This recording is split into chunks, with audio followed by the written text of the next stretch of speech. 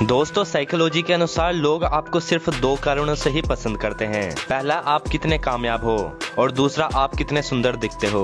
और वहीं पर दोस्तों एक शोध के अनुसार आपका हस्ताक्षर आपके आत्मविश्वास से पूरी तरह जुड़ा रहता है। जितना बड़ा आपका हस्ताक्षर होगा आपका कॉन्फिडेंस उतना ही अधिक होता है। तो दोस्तों क्या आप ऐसी साइकोलॉजी सीखना चाहते हो जो आपके जीवन में हर एक कदम पर आपके काम आने वाली है। जैसे जैसे आप वीडियो में आगे बढ़ते जाओगे गारंटी है आप कहोगे कि यह तो हमारी रियल लाइफ में होता है। आप जो बोल रहे हो बहस के लिए सुनने के लिए अच्छा है लेकिन प्रैक्टिकल नहीं है। बिल्कुल प्रैक्टिकल है। तो आइए जानते हैं फैक्ट नंबर 1। दोस्तों आप सभी बाजार तो जाते ही होंगे और वहाँ पर दुकान से शॉपिंग भी करते होंगे। तो आप दुकानदार से किसी भी चीज के रेट कैसे कम करा सकते हो, आइए समझते हैं। मान लीजिए कि आप एक कपड़े की दुकान में गए और वहाँ पर आपने एक जींस देखी और वह जींस है 5,000 रुपए की। अगर आप उस जींस के रेट कम कराना चाहते हो तो दुकानदार से ये शब्द बोलिए, दोस्त ये आपकी जींस है तो बहुत अच्छी, मुझे ये जींस देखते ही पसंद आ गई थी, पर इसका रेट तो 5,000 रुपए है। अगर इसका रेट 3,000 रुपए होता तो मैं इसे पक्का खरीद लेता। दोस्तों इससे क्या होगा कि दुकानदार साइकोलॉजिकल प्रभाव के कारण आपसे आत्मिक रूप से जुड़ जाएगा और वो सोचेगा कि आपके पास 3,000 रुपए ही होंगे। और दोस्तों अगर दुकानदार को 3,000 रुपए में जींस को बेचकर कुछ थोड़ा भी मुनाफा होगा तो वो आपको उस जींस को 3,000 रुपए में ही दे देगा। दोस्तों कभी इस फैक्ट को ट्राई करके जरूर देखिएगा। Fact number 2।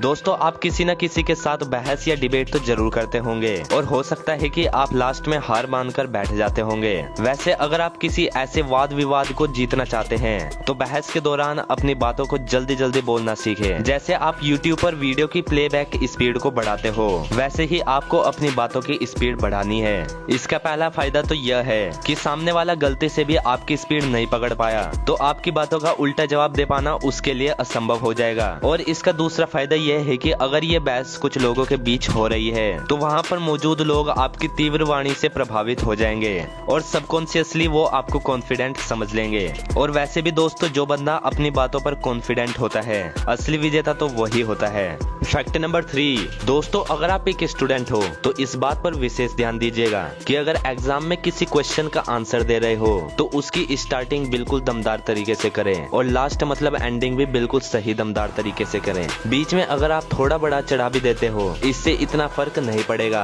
इस फैक्ट को मैथ्स के क्वेश्चन में मत लगा देना नहीं तो नंबर 0 हो जाएंगे। ये फैक्ट काम करेगा हिस्ट्री या फिर सोशल स्टडीज जैसे सब्जेक्ट पर जिसमें आपको लॉन्ग क्वेश्चन लिखने होते हैं। और एक बात और, अगर आप कोई स्पीच दे रहे हो और अगर आपने स्टार्टिंग दमदार कर दी और एंड भी दमदार कर दिया तो आप स्पीच कंपटीशन जीत जाओगे। क्यों दोस्तों, है ना ये अमेजिंग? कभी इस फैक्ट को ट्राई जरूर कीजिएगा।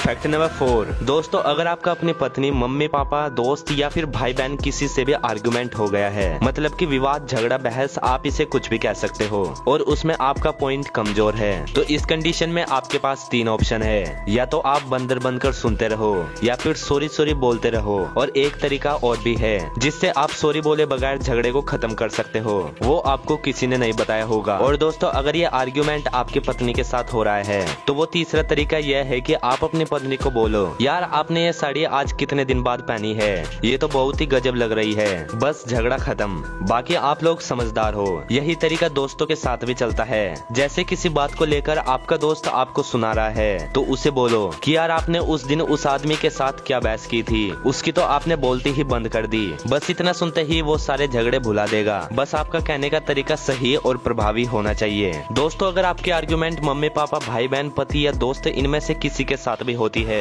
तो एक बार इस फैक्ट को ट्राई करके जरूर देखेगा। Fact number 5। दोस्तों इस साइकोलॉजिकल फैक्ट आपको सच में हैरान कर देगा। जब हम किसी से हाथ जोड़कर मिलते हैं तो इसका वैज्ञानिक तर्क है कि जब सभी उंगलियों के शीर्ष एक दूसरे के संपर्क में आते हैं और उन पर दबाव पड़ता है तो एक्यूप्रेशर के कारण उनका सीधा असर हमारी आंखों, कानों और दिमाग पर होता है जिसके कारण हम सामने वाले को लंबे समय तक याद रख पाते हैं। और दोस्तों साइकोलॉजी कहती है कि जितना ज्यादा आप पहेलियां सुलझाते हैं आपका दिमाग उतना ही तेज होता जाता है। तो दोस्तों आज हम आपके लिए एक ऐसी पहेली लाए हैं जिसका आंसर आप कमेंट करके जरूर दें। और पहेली यह है कि एक लड़के ने पूछा कि मेरी माँ की माँ के पति के लड़के की लड़की मेरी माँ की कौन हुई। और आपके ऑप्शन है, ऑप्शन ए बहन, ऑप्शन बी भांजी, ऑप्शन सी भतीजी और ऑप्शन डी पोती। आप इसका आंसर कमेंट करके जरूर बताएं। तो दोस्तों आज की इस वीडियो के लिए बस इतना ही। अगर आप इस वीडियो का पार्ट 2 चाहते हैं तो हमें कमेंट करके जरूर बताएं। और ऐसी मजेदार वीडियो के लिए वीडियो को लाइक और चैनल को सब्सक्राइब करना ना भूलें। मिलते हैं अगली वीडियो में, तब तक के लिए take care and good bye.